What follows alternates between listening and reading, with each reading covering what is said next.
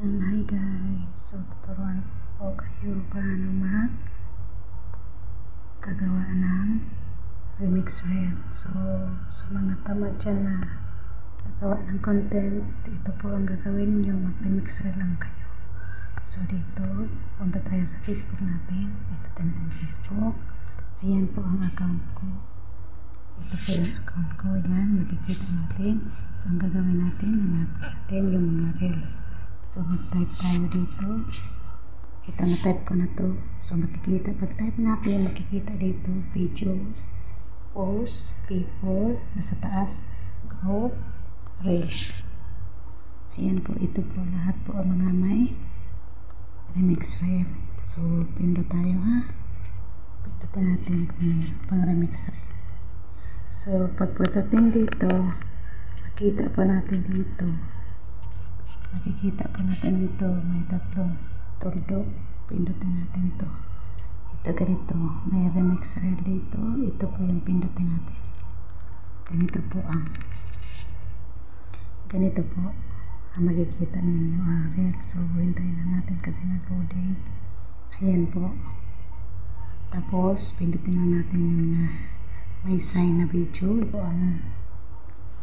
Ito po. Meron din dito yung ibang. Meron po dito. Ganito po. Pwede din dito. Ito i-reels ninyo. May nakay na nga reels. Ito din.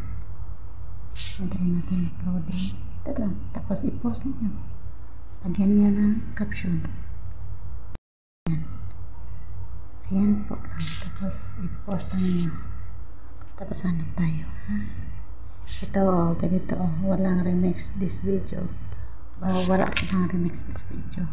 So, dito tayo. Ito may remix video. Ganito lang gawin ninyo. Pwede kayo mag-layout, effect, tapos pindutin nyo to, yung video na to.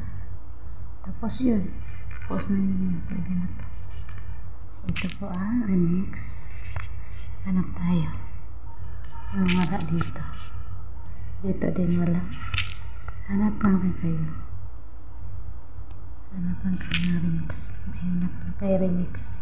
Remix video. Wala po. Ganyan lang. Gandang Julia. Ito po. Ayan po. Mayroon pang remix. Ganito lang ang gagawin niya. Ayan lang. Tapos, pagkatapos, pindutin nyo sa baba ang video. Tapos, pwede kayo mag-layout. Pwede kayo mag-layout. Tapos, yan, lagyan rin yung caption. Tapos, yun, makapost na kayo. Yan lang po. Ayan, thank you.